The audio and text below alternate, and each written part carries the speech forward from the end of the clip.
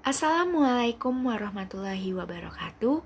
Pada video ini, perkenankanlah saya Sevi Aulia Rohman, mahasiswa dari Politeknik Piksi Ganesha, jurusan Akuntansi Keuangan, tahun pelajaran 2021 dengan NPM 2131057 akan mempresentasikan hasil resume saya tentang cara berkomunikasi. Video ini dibuat untuk memenuhi tugas manajemen pelayanan prima dengan dosen pengampu Bu Titi Haryanti, SE, MSI.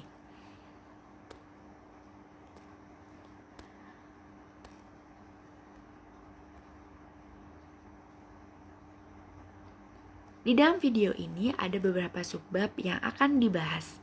Yang pertama, ada komunikasi dengan cara positif. Yang kedua, cara berkomunikasi secara perorangan. Ketiga, cara berkomunikasi dalam kelompok. Yang keempat, ada komunikasi massa. Kelima, penggunaan sarana komunikasi. Dan yang terakhir, kemampuan berwawancara. Pertama, komunikasi dengan cara positif. Komunikasi akan berjalan efektif apabila pihak-pihak yang berkomunikasi, dalam hal ini komunikator dan juga komunikan, melakukannya dengan pola pikir yang positif atau yang biasa kita kenal dengan positive thinking. Komunikasi dengan cara berpikir positif adalah proses berkomunikasi yang didasarkan pada pola pikir yang sehat dan juga logis. Komunikasi yang didasarkan pada akal sehat adalah penggunaan daya pikir secara objektif dalam mengolah materi yang akan dikomunikasikan. Sedangkan yang dimaksud dengan logis yaitu mengolah materi pesan yang mudah diterima akal sehat sehingga terhindar dari kesan yang dibuat-buat atau bertele-tele. Kemudian, cara berkomunikasi secara positif dapat kita lakukan dengan cara komunikator harus memahami posisi dirinya, mengapa harus berbicara kepada orang lain. Kemudian mengetahui posisi komunikan dan siapa yang diajak bicara. Yang ketiga ada mengetahui materi pembicaraan dan mempersiapkannya dengan baik. Kemudian mengetahui tempat berkomunikasi. Kemudian memberikan kesempatan kepada lawan bicara untuk memahami pesan. Selanjutnya, menyesuaikan diri dengan keadaan lingkungan.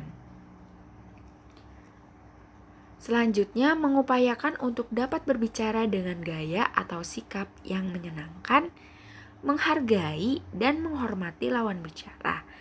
Mengupayakan untuk tidak menampilkan gaya otoriter, berlebihan dan terlalu reaktif. Selanjutnya, mengetahui tempat berkomunikasi serta mengupayakan untuk menghindarkan diri dari pembicaraan yang tidak perlu atau keluar konteks. Bab kedua, cara berkomunikasi secara perorangan. Berkomunikasi secara perorangan adalah komunikasi yang dilakukan oleh seseorang dengan seseorang lainnya. Komunikasi bisa dibedakan menjadi komunikasi formal maupun tidak formal, seperti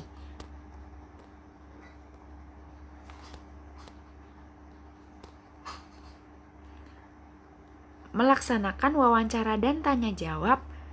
Seseorang dosen melakukan pengujian lisan kepada mahasiswa, seorang dokter berkomunikasi dengan pasiennya, negosiasi di antara usahawan, seseorang berbicara kepada rekan dekatnya, serta seorang bapak yang berbicara kepada anaknya. Komunikasi verbal. Apa sih yang disebut dengan komunikasi verbal? Komunikasi verbal yaitu komunikasi yang dilakukan secara lisan maupun tertulis. Seperti yang kita tahu, komunikasi lisan adalah komunikasi yang menggunakan kata-kata secara lisan dan langsung kepada lawan bicara.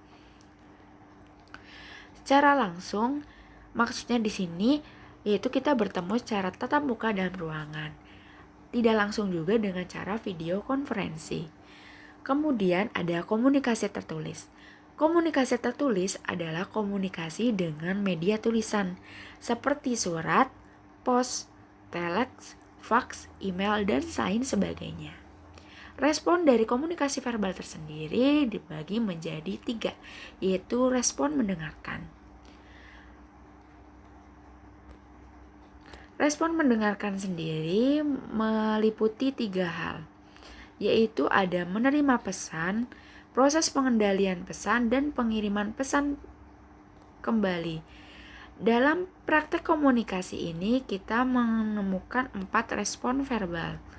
Yang pertama, klarifikasi.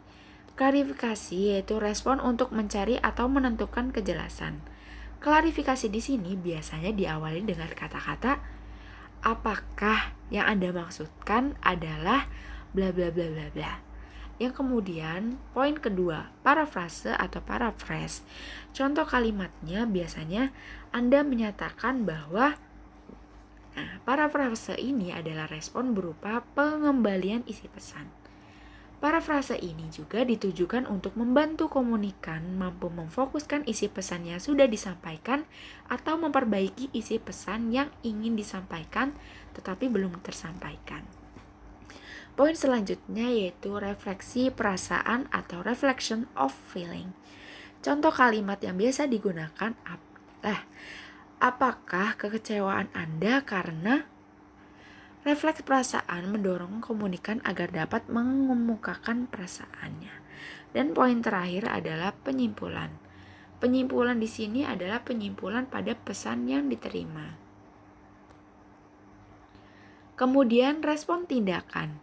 Respon dalam bentuk tindakan yang didasarkan pada pesan, penyidikan, potensi kemampuan, konfrontasi, dan interpretasi. Selanjutnya ada respon instruksional. Respon instruksional adalah respon yang diciptakan yang akan menunjukkan adanya perubahan seperti adanya proses mempelajari sesuatu baik keilmuan maupun keterampilan. Komunikasi nonverbal. Komunikasi nonverbal yaitu komunikasi yang diungkapkan melalui sinyal dengan tindakan maupun gerakan tubuh. Komunikasi nonverbal di sini ada perilaku kinetik atau melalui gerakan tubuh. Yang pertama bisa kita lihat dari tampilan mata, mulut, tampilan wajah, serta tampilan kepala. Poin ketiga yaitu cara berkomunikasi dalam kelompok. Cara berkomunikasi dalam kelompok dibedakan menjadi 3, yaitu yang pertama, seseorang kepada suatu kelompok atau seseorang dalam kelompok. Contohnya, seorang dosen berbicara kepada mahasiswanya di kelasnya. Yang kedua, suatu kelompok kepada seseorang. Contohnya, sekelompok buruh berbicara kepada wakil dari perusahaan. Yang terakhir adalah antara kelompok dengan kelompok. Contohnya di sini adalah delegasi bisnis Indonesia yang beraudiensi dengan delegasi IMF. Poin keempat, komunikasi massa. Komunikasi massa tersendiri adalah komunikasi yang ditujukan kepada komunikan yang berjumlah banyak, bahkan tidak dikenal, yang ditujukan kepada masyarakat umum. Berdasarkan sasarannya, komunikasi dibedakan menjadi 2. Yang pertama, umum. Contoh sasaran tunggalnya melalui email atau telepon. Sedangkan contoh sasaran massanya bisa melalui brosur, surat kabar, majalah, radio, televisi, film, video maupun lain sebagainya. Kemudian massa, contohnya media cetak, media audio, dan media audiovisual. Poin kelima, penggunaan sarana komunikasi. Media komunikasi adalah suatu alat atau seperangkat alat yang dapat digunakan untuk menunjang kelancaran proses komunikasi.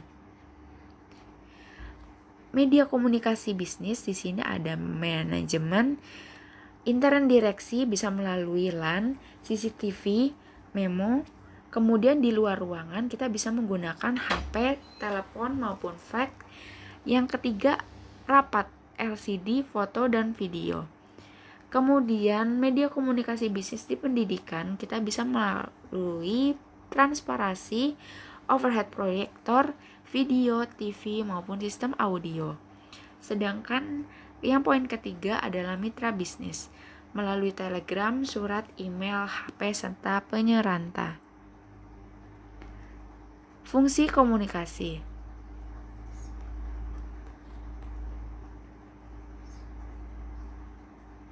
Fungsi komunikasi sendiri di sini terbagi menjadi 6. Yang pertama, mempermudah penyampaian pesan. Yang kedua, membangkitkan motivasi komunikan. Yang ketiga, bisa mengefektifkan proses penyampaian komunikasi. Yang keempat, mempersingkat waktu penyampaian informasi. Yang kelima, menghubungkan komunikator dengan komunikan yang berjauhan. Yang keenam, memperjelas isi dan maksud informasi yang disampaikan.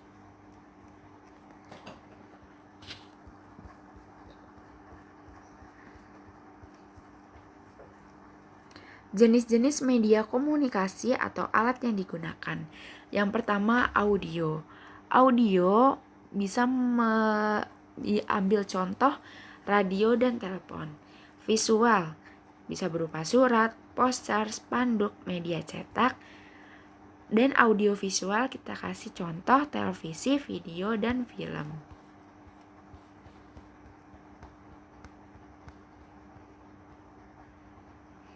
Bab ke-6, kemampuan berwawancara. Wawancara adalah tanya jawab dengan seseorang yang diperlukan untuk dimintai keterangan atau pendapatnya mengenai suatu hal. Tujuan dari pewawancara sendiri itu untuk memperoleh keterangan serta pendapat. Kedudukan yang diwawancarai adalah sebagai sumber informasi, sedangkan pewawancara adalah penggali informasi. Selanjutnya yaitu teknik wawancara. Teknik wawancara merupakan cara atau kemampuan melakukan tanya jawab dengan pihak lain untuk memperoleh ketenangan atau pendapat tentang suatu hal yang diperlukan. Teknik wawancara sendiri bisa kita gunakan yang pertama, menciptakan suasana santai. Yang kedua, mendengarkan dengan aktif. Yang ketiga, menyampaikan pesan dengan jelas dan benar. Yang keempat, memeriksa pemahaman, serta yang kelima, jika diperlukan, memperjelas dan mengulangi pertanyaan agar terjadi kejelasan. Jenis-jenis wawancara. Yang pertama ada wawancara bebas, wawancara terpimpin, wawancara individual, wawancara kelompok, wawancara konferensi, serta wawancara terbuka dan wawancara tertutup. Sedangkan berdasarkan tujuannya, wawancara bisa dibagi menjadi yang pertama pada bidang kepegawaian. Wawancara di sini untuk wawancara penerimaan calon pegawai, penempatan serta wawancara untuk promosi. Yang kedua, pendidikan. Wawancara di sini untuk penelusuran minat dan bakat, wawancara untuk penerimaan mahasiswa pasca sarjana. Yang ketiga, di bidang bisnis. Wawancara untuk penelitian pasar, kepuasan konsumen, serta wawancara untuk personalia bisnis. Yang keempat, pada bidang pers. Bisa wawancara untuk publikasi atau penerbitan media cetak, publikasi siaran media audio atau audio visual. Bidang terakhir yaitu pemerintahan dan pelayanan masyarakat. Wawancara untuk statistik kependudukan, wawancara untuk penggalian sumber penerimaan kas daerah atau negara, wawancara untuk perencanaan pelayanan masyarakat, wawancara untuk perbaikan dan pengembangan pelayanan masyarakat. Cukup sekian presentasi dari saya, kurang lebihnya saya minta maaf yang setulus-tulusnya. Semoga video ini bermanfaat. Dari saya sekian dan terima kasih.